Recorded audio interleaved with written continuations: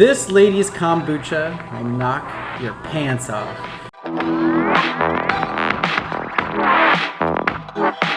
You're listening to the podcast Clark 5 Talks, the show that brings you to the front row of small business owners' journey, with your host, myself, Zeth, web strategist at Clark 5. And Travis, lead designer. Oh, ladies and gentlemen, today we're going all natural in episode 3.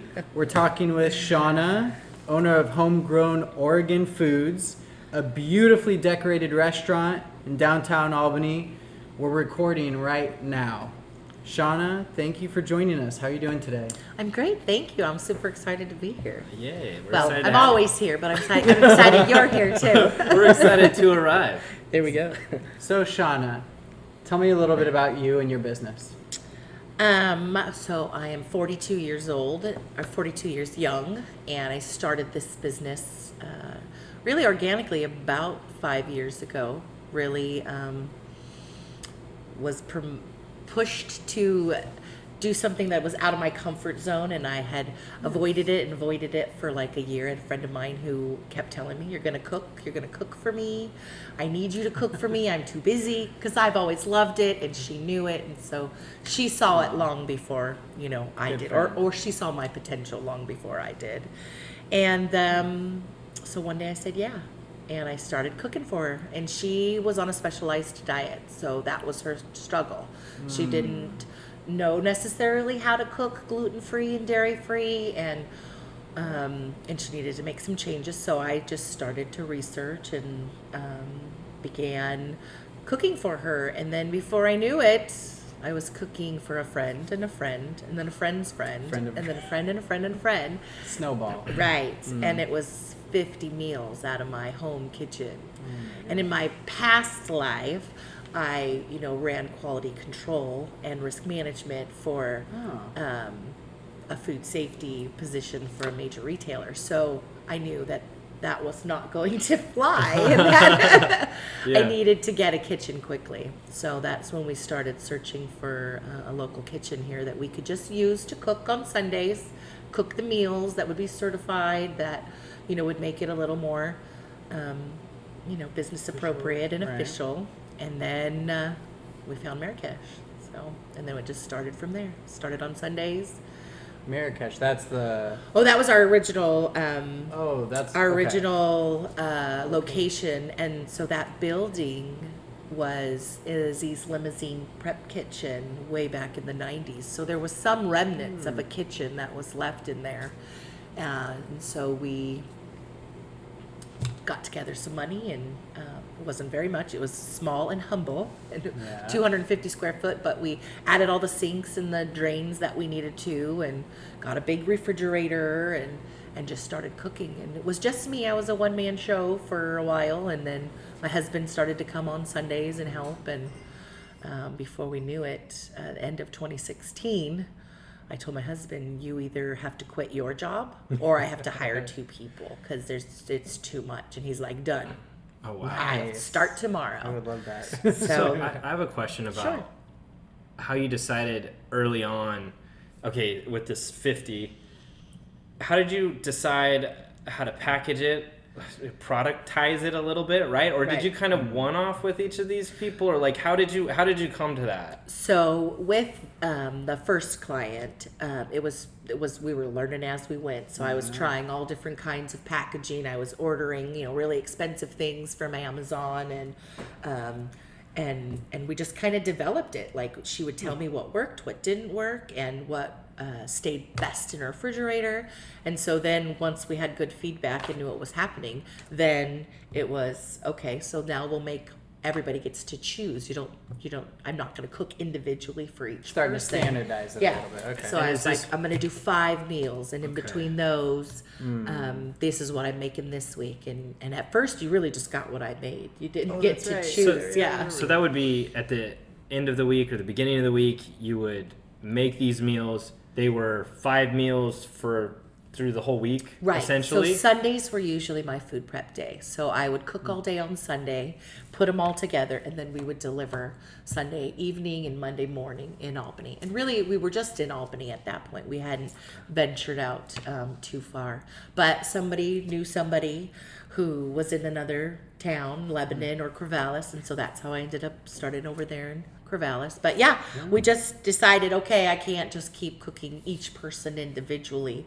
And we did try that for a minute. I'll take that back. That if you did have a specific food program you were on, I tried to take into account, what you were trying to follow. But once you're making, 50 meals for 10 different people, that got pretty involved. The delivery is really unique. Yeah. Does anyone else they start a business in delivery with something as unique as this? What inspired you to create and you still deliver Yep. even though you have a restaurant now? Why are you delivering to people? Tell me. So that was a huge draw. Okay. That was part of what people was stopping them from making the choices they needed to make was one, cooking the food, because that's sometimes overwhelming and hard and you're just busy and tired. Right. But then actually when it was something that was so easy and readily available and that we would come to you and we would bring it to you, then they had no reason to say no. We were a price point that was accessible. We would come to you, and then we also offered the probiotics in there as well. So if you were going to order the 5 meals, then you got free kombucha with your meals, because it was kind of our draw of how do we make this $50 a week attractive to somebody who's thinking, well, now there's lots of food programs, right? So there's lots of things, but these ones we're always ready to go, so you still don't have to do anything. Oh, you mean like those box? Yeah. Blue You're so Apron. much better than that. Yeah, right. Come on. Okay, It's okay, not okay. even in the same ballpark. Right. Okay. So that's it was just kind of a desired effect, and they love it. And yes, even still deliver today. I delivered today all the way up in Salem and Corvallis. You had that small kitchen, right? Tiny Marrakesh. kitchen, 250 square feet. And then in 2017, we rented some more space in that little kitchen. And then we had a place for people to come. You could come pick up your meals if you wanted to. You could come. They started talking about, well, can I get your food during the week? And I had to figure out what that looked like. And so in part of that year before we had licensed that kitchen, I had created the Homegrown Bowl, and it was inspired from one of our clients who we were cooking for. And she said, here's what I want. I want it to be like this. And I said, sure, I can do that. And so then that started that bowl. Was the name inspired by The same homegrown. person? So the hashtag Homegrown Oregon Yeah. is kind of has been around for a long time Has on it? my end, but it was because I am a native to California, Okay. and so I still have a lot of family back there. But I had a new babies, and Yeah. so I was hashtagging on Instagram like we're Homegrown Oregon, and it was kind of a play like I'm from California, but my babies are Oregonian, so now we're Homegrown Oregon. And then it kind of just stuck. It really stuck because I went back. Yeah. Unfortunately, I went back for a funeral, and all of my old friends that were there like hashtag Homegrown Oregon, and I was like, oh my gosh, that's it. And then as we started to develop the business, it kind of just played into it, and then it was really nice because we were, has a good. When you hear it, you think, okay, this is healthy, this is, down to earth, this is easy, this is clean, and it's not really complicated food processes. And so Bunch of we junk just out kind of there. like the down homeness, and then it's just stuck. And now I'm Homegrown Oregon Foods. Now we're hyphenating it, or not even hyphenating, initializing it. We don't even say it all the time anymore. But when you get introduced to something and you start seeing it all around town. Right. I mean, this might not make it on the podcast, but I see it everywhere now with dispensaries. And I'm Oh like, yeah. Oh no, what? there Have you? is. So Oh yeah. So there Homegrown. actually is. Yeah. So we applied for the business name 4 days apart. So I am technically Homegrown Oregon Foods, okay. and she is Homegrown Oregon. But I owned the website Homegrown Oregon. But now I own both Homegrown Oregon and Homegrown That's Oregon why it's, Foods. it's super important. Oh no, now there's one in Albany. It's Yeah. Yeah. It used to be just in Salem. Yeah. She's got 2 in Salem, and now she's got 1 down here. That's why it's so important to come up with a strong brand early and then capitalize on it, because I see that a lot, just even with domain names. Right. People waffle on that a lot, and it's just super important to do it. And I had no idea about it, but there's like 10 or 12 companies in Oregon that have homegrown in it. Even Corvallis, there's like a nursery in Southtown. There's a garlic farm like out in Dallas. I mean, and they're all homegrown. And I thought, why do you pay for a business name if everybody can pick that same name? But they're all a little bit different. So that was one thing I learned, without the personal part of what Homegrown Oregon was. Yeah. That perhaps I didn't realize before. legal side of how, it. how complicated it can be, and copywriting it and trademarking it and all of those. We're learning that stuff too. Oh wow, yeah. Well, one part of your story that is so enthralling to me, because we work in this field a lot, of the community online that you built, the digital community. I gotta say, that has got to be, you can tell me, is that a big part of your success? Is this Yes. social media just rallying behind you? Yes, and it's Yeah. been so awesome. And I used it both ways. So so like I said, I'm 42. So Yeah. my oldest son is 22. So his whole life, from 10 on, was all about Facebook, and that it's his age group. Yeah. But me, I'm a little old school, okay. right? So it took me a little while to fully understand it. But this entire demographic right now, I mean, they understand it. They're utilizing it. Sometimes not so well, but you really can't. And so once I was learning how to do that, like I would decide I needed a busy week, and I would pay for a Facebook ad, and it would literally be, a 200 meal difference between paying a $10 Facebook ad, or if I knew I had a bunch of stuff happening, then I backed off a little bit. So I utilized it that way.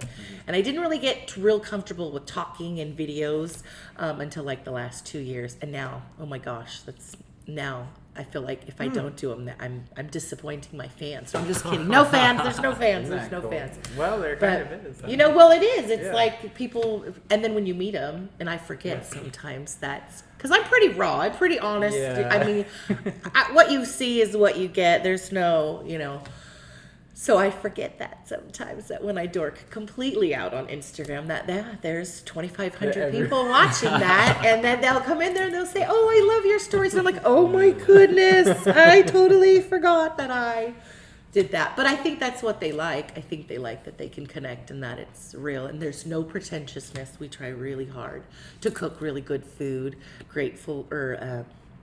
delicious food. And with good technique, but without the pretentious. And that's kind of what we were trying to create in here, this vibe of come and hang out and chill and not feel like you're doing something wrong. I hate that when I go into a restaurant and I think, am I doing it all right? Because how do you relax when you love to eat and food is like such a major part of your life? I don't like feeling like, I don't know what I'm doing. I don't like that at all. Seems good for kids too. Right. So we had to develop that here too, because when we were in the other spot, it really was just takeout for lunch. So our really demographic was a set demographic of the 25 to 40 business professional who did know about us, who was taking their health, seriously, and their lifestyle seriously. But when we came over here, we had all these families, and then we had the older generation too, which we catered to some of the older generation because their lives have changed now too. So they don't need to cook for a whole family anymore. They're just one or two of them. So we had them on the food prep side. But as far as here, in fact, the first 2 weeks that I was open, I didn't even have a high chair. And I was like, oh my gosh, I have to get kid friendly in here. And I'm a mom, so it was so weird that it just didn't occur to me because our demographic had switched. There's all those little details. That when you were at Marrakesh, is there another spot you were at after that in between? Nope, here? we went straight So from- people were doing takeout. Yeah. From there. Yeah, we were Tuesday, Wednesday, Thursday, and we were just hot lunch 11 to 2. How did that work? Could you come in and order? Yeah, and you then could come in, call, text, Facebook. So it was so small that I could, that's what I did. I just answered all of them and responded to text messages and because it was so small. We had an opportunity to do it What all. were the dates again for that? So we were Tuesday, Wednesday, Thursday. Okay, so Sunday you're prepping. Yeah, Monday delivering. you're delivering. Tuesday, Wednesday, Thursday, you're doing in-store Right. lunches. Yeah. And then Friday, Saturday is that. That was family time. That's family That's when time, we went to that's the reset. dentist. Yeah. Did your laundry and those kinds of things. That's Yeah. cool. So we still kind of have that model right now. It was Okay. we tried to, when we first got in here, it was so many new things, and the scale was so much bigger that that took a little adjusting. And so in January we kind of jumped a little quick, and we started to go 5 days a week, Monday through Friday, 11 to 7. But that quickly we realized that was too much too fast. I didn't have enough staff to. I mean, I thought I've been doing it for the last 4 years, so I could just do it all, and I'll just be there all the time. But then I literally was here all the time, and so we were having 7-day a week, 12-hour days, and me and my husband went, yeah, no, this is not what we had in mind. And so we scaled it back, and we just had to trust that even scaling back the hours, they would still come, and they didn't disappoint. They're still coming. So that's a big thing. Just remembering to stay true to what you really wanted to do and how you wanted to do it. There is pressure. Lesson. Yeah. That's a good lesson for even people that may be listening who are thinking about starting their business in the food industry. Making sure you build a business that you want. Right. I think Travis and I have talked a lot about this, how we're building Clark 5 to best serve our clients, but also make sure they get high quality services, but we can still have that work-life balance that we want. Well, yeah, we want it to best serve us, because if we can't be best served, then we can't provide the quality that our clients need. Right? If we end up with burnout, that doesn't help anybody else, especially when we're promoting something that says we're going to be with you for the long run, right? Like this, you want to be here for the long run. You want to be here anytime somebody wants to have that lunch. Well, if you burn yourself out, exactly, then that's going to disappear. Exactly. So that is a good thing. And you do kind of get a little pressure sometimes, because you feel like you want to, especially as our niche was so individualized that we were able to cater and cater and cater. So if somebody said, I can't have this and I can't have this, we made special things for them. Yeah. So I did feel this need to keep doing that. And then I just finally had to stand up and just be like, okay, it's going to be fine. Even if you say no and set the terms, it'll still come back around to what you want. Good for you. Good for you. And that was a lesson. Yeah. So, Shawna, this is a fun question for you, because you make a lot of healthy, organic, paleo, vegan stuff that should be in your bodies, right? But I think our listeners want to know something just completely raw and unhealthy. Your guilty pleasure food. What's your go-to? It's so embarrassing. It's so embarrassing what it is. So, yes, I'm around all this beautiful food all the time, and I should be eating it all the time. But I'll tell you what I crave is a Jack in the Box taco. And it's not even a real taco. And if you've had our tacos, they're ridiculous. They're I can't believe how popular they are. They were the number one so far this year was tacos. And we make amazing tacos, but there's something in my DNA from being a child. And my mom ate them, she said, when she was pregnant with me all the time. Because it was the 70s and Jack in the Box was still new. And it was it was a much better taco then, but I can't help it. And in fact, if anybody, my crew, they said they were going somewhere. I'm like, the rule, if you're going to Jack in the Box, you need to bring me back tacos. And they're disgusting. Awesome. They're so delicious, but they're not healthy in any way. But life's about balance, right? Yeah, it's definitely about moderation. Have those tacos every now and then. Yeah, got it. Can you give us the recipe for your amazing kombucha? I've never even had it. Really? Oh, is it magnificent?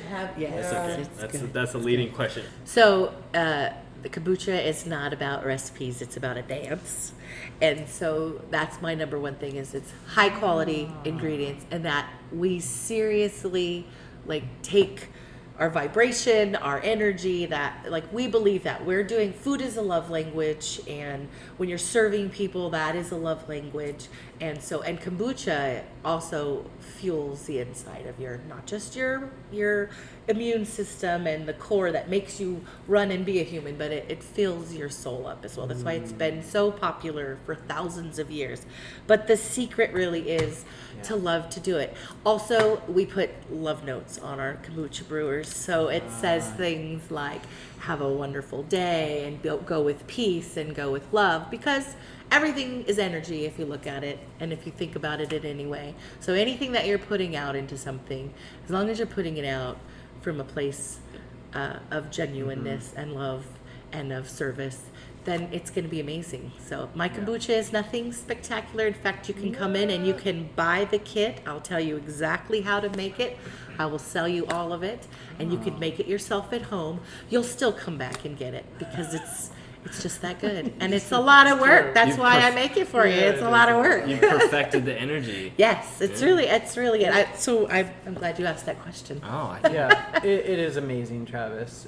Since you haven't had it, Is it particular to here? I mean, is it something that people have always come to you for? Yes. So That's when like we a focal very point? even before the food started, I was making kombucha okay. and sauerkraut and milk kefir and water kefir and And kimchi? organic ginger. So we do a version of kimchi. I I know love I'm kimchi. supposed to I like love kimchi. kimchi. I'm supposed to like it too. This is my gig, but I can't stand it. I can literally just eat kimchi out of a you bowl, have to go just home with kimchi. some It's- spicy it's- kraut. And We I do love a version sauerkraut of too. it. We do a I love version of anything it. like that. So Yeah. anything that's kind of. I just fermented wish too. I It's don't know good. what it is about it. And I think it's the type of cabbage. I like a crispier cabbage, but the flavor, the spicy, we still do all the sambal and the Chinese paste. But I know I'm supposed to like it. You don't have to like everything that's on your menu. They all look at me though. weird to Everybody's think that, like, though. right? They're Other- like, oh, do you do kimchi? Nope, because I hate it. And they go, Then it would what? just be Shauna's favorite foods. You're right. Yeah, that would be the name of it. Right? You're like, look, we're making this because that's what I like That's to eat. what I like. There you go. Take it or leave it. you're gonna like it too. You will. My 10-year-old loves your kombucha, which is weird. He's 10, so to have him drink it all before I get to it is both infuriating and very Yes. cool at the same Yes. time. That's So neat. it's amazing. My little ones drink it too, and in fact, when they get the bug, that's the first thing that Yeah. they ask for, kombucha, because they know, right? And ours is the nice beginner's kombucha, so it doesn't have such harsh tartness as Is the that what you call store-boughts. the beginners? Okay, so you know how kombucha has that aftertaste, that fermented kick. Sure. I call it. cidery. Hers is tapered, and I love that. Right. I love We that have it a doesn't. beautiful hibiscus tea leaf that we use, and it's And yeah. love. Yeah. Extra. Yes, Oh, yeah, and the there's a love, little bit of and the extra love, right there at the and the end. good woo woo. Yeah. The good woo-woo. That's the recipe right there, guys. Write that needs down. trademarks. There you go. It's There the we Woo go. will be in every store. I love it. Oh, fun. Well, we want to thank you, Shawna, for being our guest this week and sharing your insights and your story. And we want to thank our listeners for joining us this week on Clark 5 Talks.